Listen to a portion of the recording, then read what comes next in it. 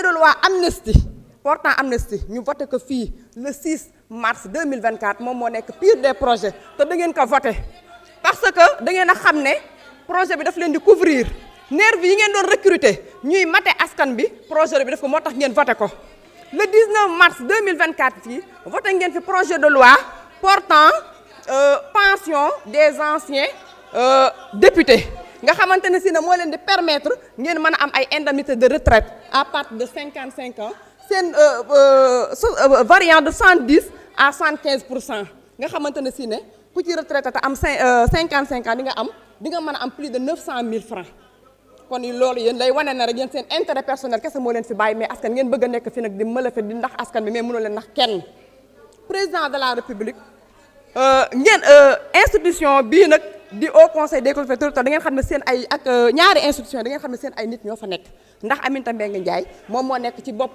HCCT Abdoulaye Daouda Diallo moom moo nekk ci bopp conseil économique social et environnemental président de la république Bassirou Diomaye Diakhar Faye nag ñu ngi koy félicité ak membre ak premier ministre ak Ousmane Sonko ak membre gouvernement bi yëpp ndax bi ñu toogee ci 5 ans kese la toll te ceeb bi wàññeeku na dawlin wàññeeku na sucre wàññeeku na ciment bi wàññeeku na dëkk baa ngi nii am jàmm foo mas a jaar da ngay tiit président Macky Sall bu mu fi nekkee lu mu fi nekkee tëj jël doomi gor yëpp traité leen ay terroristes léegi nag dëkk bi am na jàmm waxuma la dara waaye semence beeg engrais bi ñëw na à temps am na transparence baykat yi jooyuñu licence de pêche yi bi ñu ñëwee dañu publier liste bi te loolu ci transparence la bokk set setal national bii ñu initié dëkk baa ngi set wecc benn caniveau fattatul monsieur le ministre de la justice nag dafa am benn question bu ma lay laaj fonds Covid 19 ñi nga xamante ne si ne ñoom ñoo détourné 1000 milliards yi du Covid enquête yooyu fan ngeen ci toll ndax askan bi bëgg na ñu édifier leen ci ñu ngi laaj ndax bu fekkoon tey ji baral ngeen enquête yi ndax waa dikk waa Cour des comptes am na ñu épinglé woon ci seen ay éléments la ñu bokk waa DIC def nañ enquête yi te ba tey gisaguñu benn poursuite judiciaire bu fekkoon nag tey ji poursuite yi commencé na kon tey boo leen taxawee fii libéré la ñu dégg mais kenn du fi dégg naan duñu voté kon nag monsieur le ministre ñu ngi sàkk à ce que ngeen gaaw monsieur le ministre du travail ñu ngi lay waa ciment du Sahel yóbbante nañ ci yow nee na ñu ngi lay féliciter parce que def nga ne benn ministre musu ko def dem nga Pape Djibril Fall vous avez la parole kon ñu ngi leen di remercier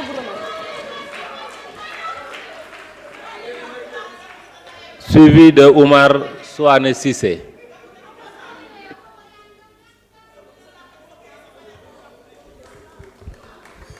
Assalamu alaikum.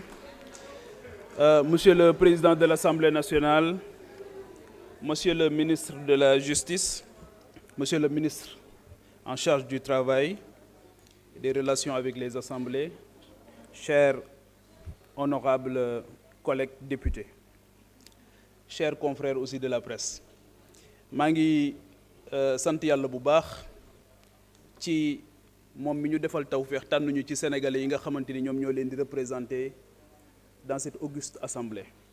Surtout ci 14e législature bii nga xamante ni législature jaar na fi ba tàyyi mais je pense que ne ministres yi fi jaar yëpp xam nañ ne législature bii législature bu am solo la avec des avancées notoires où cette institution a été éprouvée jusque dans son règlement intérieur, dans son fonctionnement.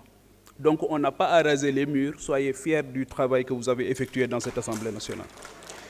Li nga xamante ni moom laa bëgg a wax monsieur le ministre de la Justice mooy il est temps que ñu stabiliser définitivement nos institutions. Je pense que waruñu supprimer, le président Diomaye Faye n'a pas le droit de faire comme les autres. Soo ñëwee supprimer pour supprimer.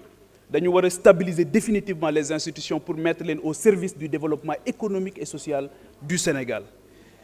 Je pense que le grand chantier de tous les candidats, de tous les prétendants à la magistrature suprême, c'était la réconciliation. La réconciliation des Sénégalais d'abord, mais la réconciliation ci Sénégalais yi ak institutions yi. Et je pense qu'il faut que la confiance revenir au cœur entre les institutions et les Sénégalais. Beneen bi mooy man Papa Djibril Fall ñëwuma fii pour nekk ventriloque wala caisse de résonance d'aucune institution. Aujourd'hui tey jii les députés sont les porte-parole et les communicants du Conseil économique et social et environnemental et du Haut Conseil des collectivités territoriales.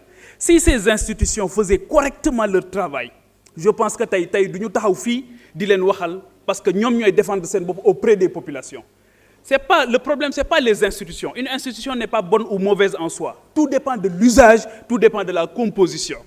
Et je pense que il est évident que nous, en tout cas, nekkuñu aligné wuñu aussi ci benn ligne politique, mais nekkuñu fi aussi pour défendre quoi que ce soit. Nous voulons que ces institutions soient supprimées. Nous allons voter pour la suppression de ces institutions.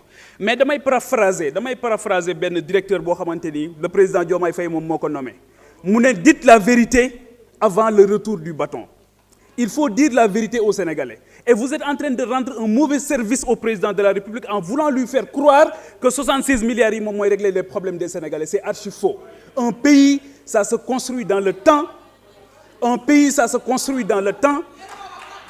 Un pays, ça se construit dans le temps.